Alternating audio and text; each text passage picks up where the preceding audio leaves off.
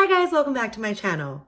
My name's Jamie. In today's video, I'm going to share with you my August faves and flops. Most of my products are favorites, but I have a few that just didn't work for me, and I actually spent this month rediscovering old favorites. So if you want to see the products that I've been loving in the month of August, just keep on watching. I think it's crazy that summer's over and that fall's here, but I am ready to bring on Halloween, Thanksgiving, football season. Fall is my favorite time of year. But there were some staples and products that I tried out in August. So first I'm gonna start out with some favorites that I rediscovered in the summer. And the first one has to be the Urban Decay All-Nighter Setting Spray. I'm sometimes skeptical when it comes to setting sprays, and sometimes I feel like it's just an added step that doesn't make that much of a difference. But this one truly locks onto your makeup. I used it for a concert where I was sweating bullets. It was like me and my friends were outside, face was locked on. I went to a baseball game with my brother and I somehow decided to wear a full face of makeup and I was sweating and my face was locked on. My friends and I did a long weekend down the shore and I wore this when we went out overnight and my face didn't move. So I highly recommend this. I use it more in the summertime when I'm more sweating and hot and like have more of a tendency for my makeup to move. But it's still a favorite, and when I go to a wedding next week, I'm going to bring this because I want make sure my makeup really lasts all day. Two other favorites I've been rediscovering are eyeshadow palettes, and the first one is the Anastasia Beverly Hills Sultry palette. It's not really seasonally appropriate, but it was something that I realized I've been neglecting, so I brought out to use some more. This is the Anastasia Beverly Hills Cool Toned palette, and it's stunning. It has some of the prettiest shimmers in all of my Anastasia palettes. I find that the mattes are staple enough that you could really build a cool tone or even neutral look. So on a day-to-day basis, I'll pop Twig, which is this cool tone brown in the crease, along with Dystopian, which is this dark brown, and I'll typically gravitate towards one of these lighter shimmers. So you have Pearl, Steampunk, and Rose Quartz, and then Fresh, which is a matte white. I'll do a swatch of some of these shades, but I think this palette was when Anastasia changed their shimmer formula because the shimmers in Modern Renaissance and Prism and Subculture are nothing like these shimmers. These are just stunning. And if you have any of the newer Anastasia palettes, you know how foiled their shimmers can be. So I love being able to pop a shimmer all over the crease and walk out. And now that it's becoming fall and winter time, I'm definitely gonna reach for a cool tone palette more than my warmer ones. But another palette I rediscovered is the Too Faced Chocolate Gold palette. I love this thing. My friends bought it for my birthday last year and just the smell of chocolate alone makes me excited to open this.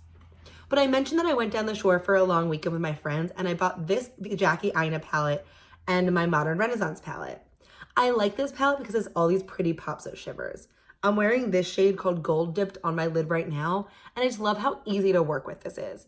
It has your 5 or 4 staple mattes, this brown, which I'm gonna hit pan on any day, a black, a lighter brown, and like a cream color.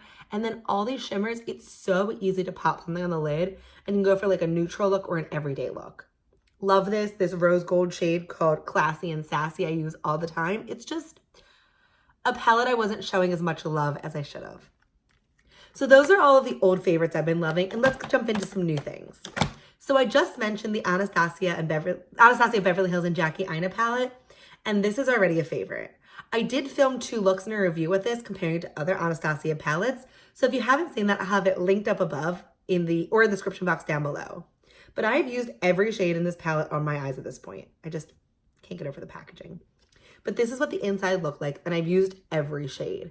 Sponsored is still my favorite shade. It's this duochrome green, and I'm actually wearing the mattes from this palette on my eyes today. I love this, and I like how neutral it can go, yet how colorful.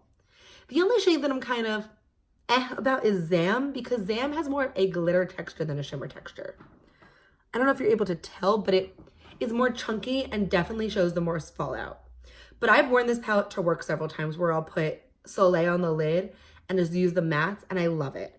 Shookington is one of the prettiest purples ever, and Wigglese is kind of intimidating, but I'm learning to incorporate it more. But I love this palette, and I know people are saying it's similar to the other palettes, but I strongly disagree. Another product that I've been loving is the Benefit Boing Concealer. I got this from Influencer to try out. It's what I have under my eyes today and what I've been using for about a few weeks. First of all, the packaging with like the little eraser is so cute. I have the shade number 2, which because I received it, this wouldn't have been the shade that I picked because it is a little bit yellow for me. But I love this, and I really don't think it creases that much. I tend to not be super creasy anyway, so I might not be the best judgment, but I like the best is it really drying under the eyes? That's something that I really suffer from, and concealer just cakes up, but this just looks really smooth and flawless, and my nose is my problem area, and it's just sitting on my nose so softly and just really blended into my skin. So I highly recommend this concealer, and I actually think they have minis, and you guys know how much I love minis. A product that I'm liking but not crazy about is the Anastasia Beverly Hills foundation. I thought because I love Anastasia, this would be like my favorite product of all time. I like it. It's just, I'm finding it difficult to work with. Definitely do not use it with a silicone primer because it does not work with a silicone primer. But yesterday I wore it with my Becca First Light Priming Filter, and I found that it just didn't look good. Granted, it could have been my concealer, like a combination of other products, but I find that this looks really good some days and then just doesn't look good other days. I've tried it with primers, without primers, with powder, without powder. I find that the self-setting claim is really true, so you don't need to powder this. I'm just, It is luminous. It's not as luminous as I thought I would be, but I actually kind of like that. It looks very natural on the skin. I did wear this when I went to that baseball game, and I found that it held up well. I think I used the Becca primer with that as well, because usually I use the Ordinary High Adherence Silicone Primer. That's what I have under the L'Oreal Infallible Fresh Wear Foundation today. But this does not mix well with silicone primers, so keep that in mind if it's something you're planning on testing out. Another product that I'm not crazy about, which I'm kind of disappointed in, is the Essence Make Me Brow. And I'm not sure if this is because the shade range in this brow gel is so poor. So I picked the shade that I thought would be closest to me, and it's like ashy and doesn't really work. So I have the shade number 3, Softy Brownie Browns, because either this, a blonde, or like a really deep brown. So this is what the color looks like. Let's see if I can swatch it. It looks like that on my hand, and it's just so muddy and ashy, and I find that this doesn't do much for my brows. Even on days where I don't fill in my brows, I'll throw this on and I just don't see a difference. My hairs just look a different color. Maybe if you have like more sparse brows, that could work for you, but I expected to love this because my favorite YouTubers love this. I'm really not crazy about it. And it's a surprise because I love Essence makeup. A product that I'm pleasantly surprised with is the NYX Bear With Me Tinted Skin Veil. If you're looking for coverage, this is not the product for you. But if you want something that's really, really light and sheer and evens out your skin tone, this works. I find that the best way to apply this is with my hands, and the thing that I like the best about this is it has a really decent staying power. I'll notice that when I'm taking off my makeup at night on my wipes, I'll still see this on there. I do apply about 2 layers just to even out all my redness, but it's not something I'm going for if I'm like breaking out or I want to look full glam. But I like this on like an effortless day-to-day basis. I actually wore this on the beach. It's just really pretty and soft. And if you want something that's light coverage, definitely recommend it. I included in a prior Faves and Flops the First Aid Beauty skin tint. I hated that. It did not work for me at all. So this is a pleasant surprise because I really wanted like a light coverage foundation, and I kind of thought after that one I was just doomed. A product that I like, but I probably should have known not to buy, is the Milk Makeup Cream Bronzer, and this is in the shade Baked. The issue with this for me is the shade. I think the formula on this is dynamite, but this pulls really orange on me. I should have known better because I am really fair, but this was the lightest shade, and I just really wanted to try it out.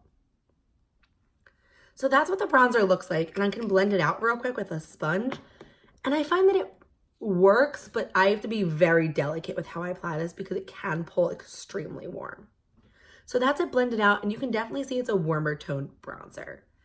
I like it, especially if I'm doing an all cream makeup day, but the shade can be very finicky.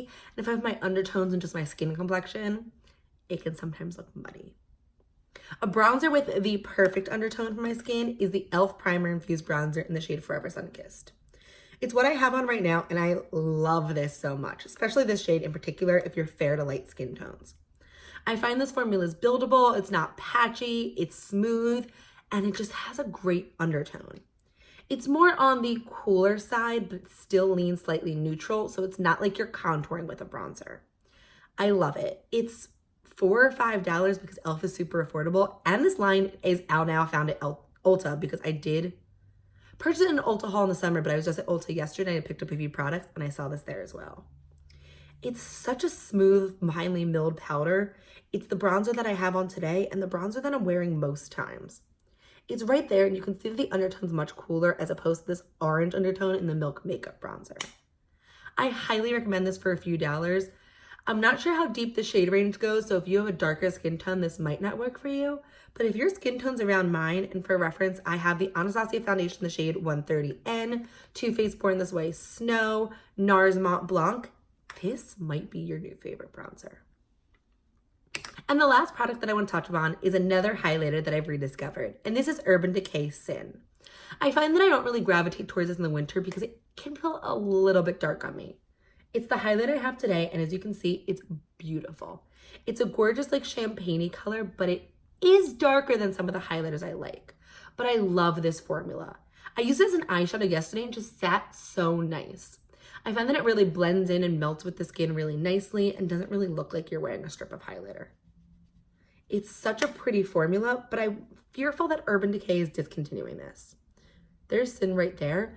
I did pick this up at Marshall's, and we know that Marshall's is the place where makeup goes to die.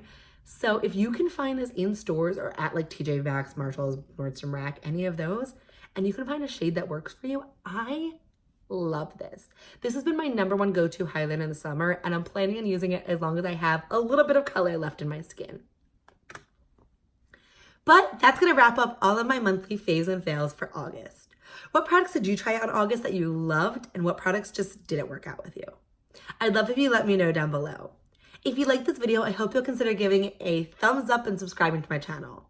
I post 3 new videos every week, Monday, Wednesday, Friday at 9 a.m. Eastern, and I'd love to have you join me in my next one. But that's gonna wrap it up for today. Thanks for watching.